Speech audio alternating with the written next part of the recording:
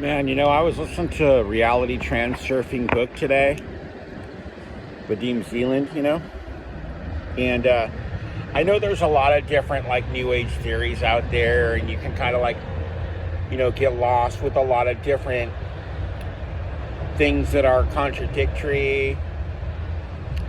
But I think that you can also take really good teachings along with stuff that you've already learned, right? So education is about... Hi, how's it going, Carlos? How you doing, man? Hello. Good to see you. I'm eating some chocolate here.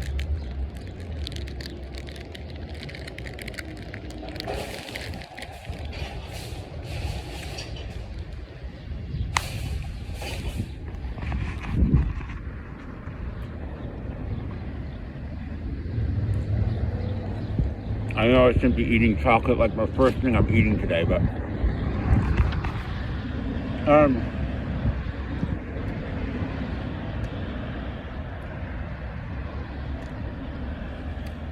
education is about taking everything you learn and figuring out what fits, right? And what else you can learn, right? Now, a lot of people don't know this about me, but for a long time I was actually very sort of Christian oriented, and I was kind of I didn't really talk about it much, but I was baptized when I was in my 20s, and so I sort of felt like a lot of New Age theories were sort of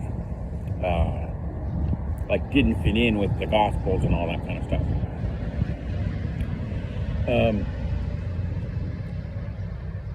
But I think that I've broadened my horizons a bit, and I have a belief in a higher power, but I also feel like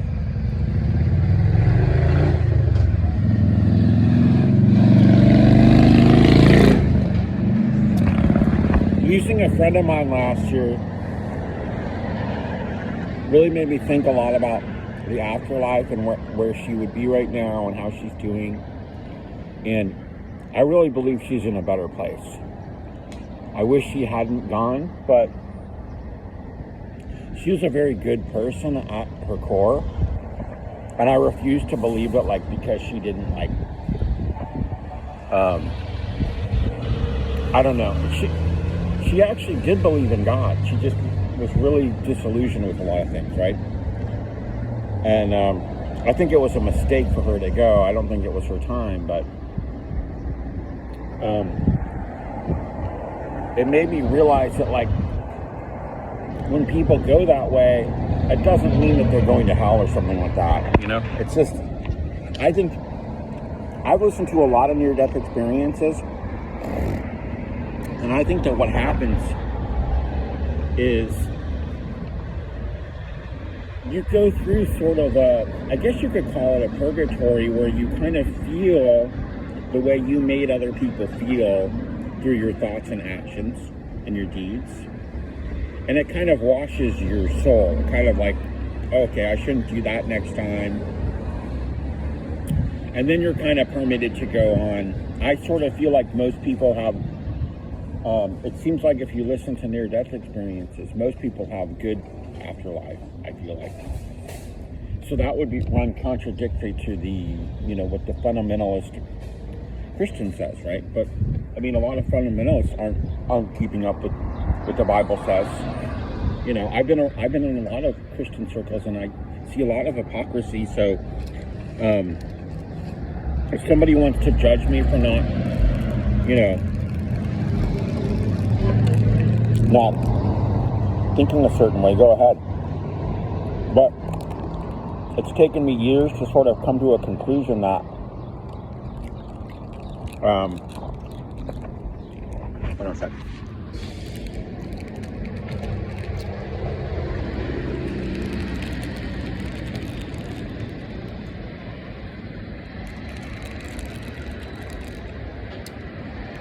That I don't believe that the higher power or the universe or anything is out there just punishing people for not knowing better or whatever, you know. And well, their kind of thing is, yeah, but you're separated from God if you don't believe in God. But you know what? A lot of people believe, but they're still not happy in the world, and because of the tribulations they go through. And it says that you'll go through tribulations. And a lot of people can't take it, you know. So I'm not going to blame somebody because they couldn't take it any longer.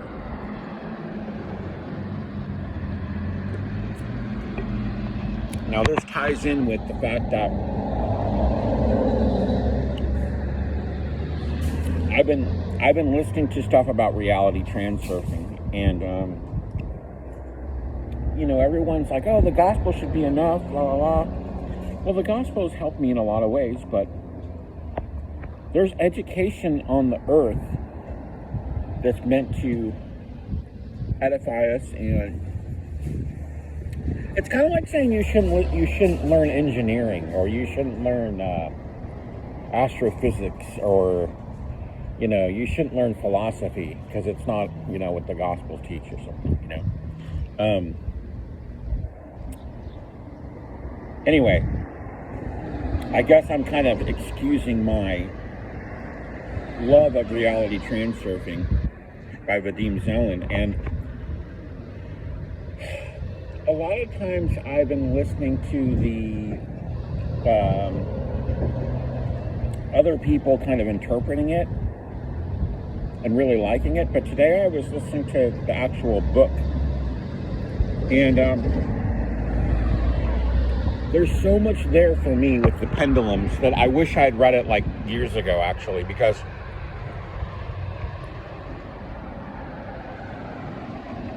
when I went through the whole COVID thing and everything, and I didn't buy into the whole hysteria, and I wasn't into the narrative, basically. The thing is, I got really bent out of shape about the way people were. I got really negative, and most of my favorite people do believe the narrative. So it's not like I hate people that disagree with me, but like I sort of got really frustrated how I felt like people were so easy to manipulate, and people that were smart that I looked up to, that, like, you know, sort of just eat up any kind of narrative, right? And it really made me angry. And I realized that I became very angry, actually. And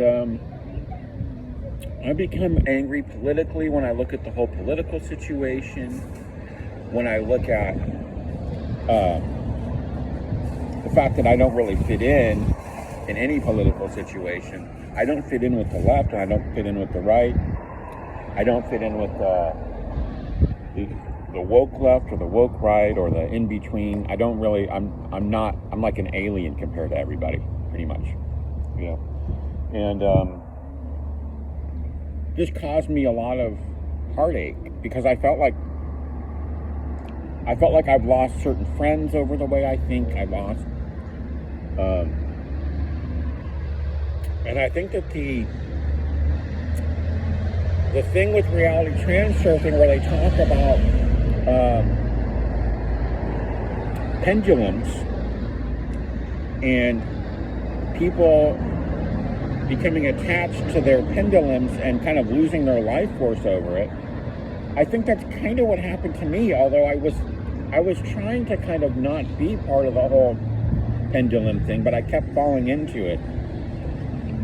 And what you realize is that, like, every time you complain or you have a negative thing, or you say, oh, things were better back when we were kids, or you kind of plant yourself onto a negative lifescape, right?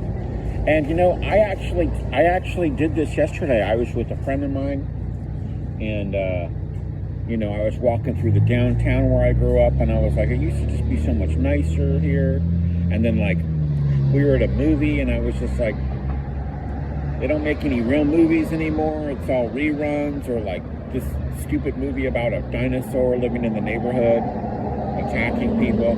I mean, it is ridiculous, right? It is ridiculous, but there's lots of good art out there too. There's lots of good stuff on YouTube, for instance, you know?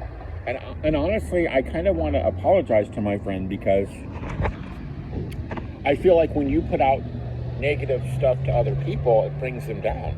And it's not really right to them. I think the stuff that I said is stuff that my friend would agree with too. So sometimes it's like commiserating on things that we both agree with or whatever. But you don't want to become one of these curmudgeons where you're like, everything was better when I was a kid, because it's like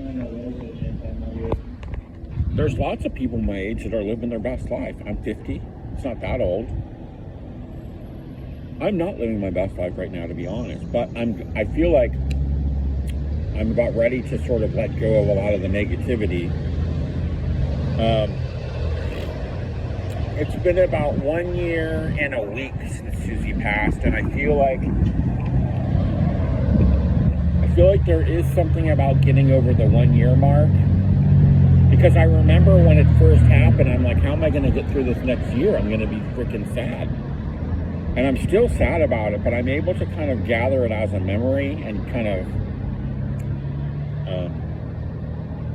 remember her and honor her and all of her good stuff, and kind of just be like, she doesn't have to suffer anymore, you know. I wish it hadn't happened, but at least, like, you know, I don't know, I have to kind of move on. I was watching Barry Cooper talk, and he was talking about when he lost his ex-wife. It was hard because I think that he, you know, there was things about her that he really liked. And it's complicated when it's like an ex. Like for Susie was my ex-girlfriend, but we never really stopped being friends. So it was a very complicated situation because she'd go and have other boyfriends and want to talk about it to me, and I was like kind of hesitant. But you know, we crossed a lot of boundaries with each other, but I miss her because I feel like she really understood me in a way that nobody else did, maybe except my twin brother. I really did feel like the two people that understood me the most in the world are like my twin brother and Susie, and now Susie's gone. So it was like this it's almost like I was kind of codependent a little bit, although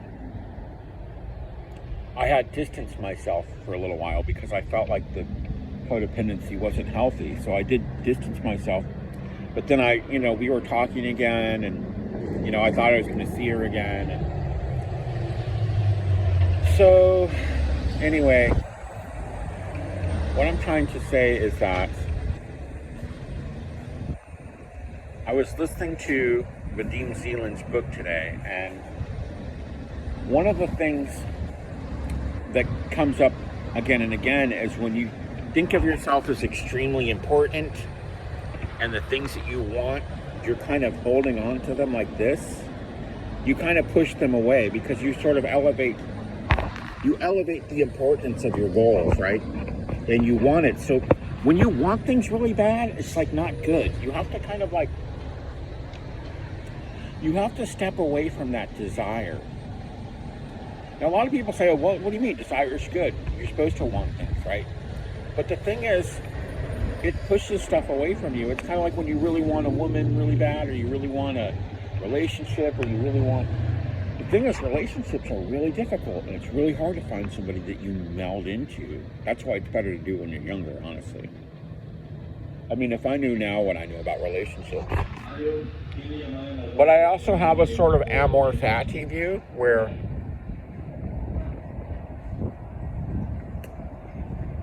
I might have messed up in my youth and not been all I could be, but I also have my knowledge now, and I can move on forward in life and be effective with what I know. And part of what I know is dissolving the ego. You got to dissolve the ego. That's all there is to it.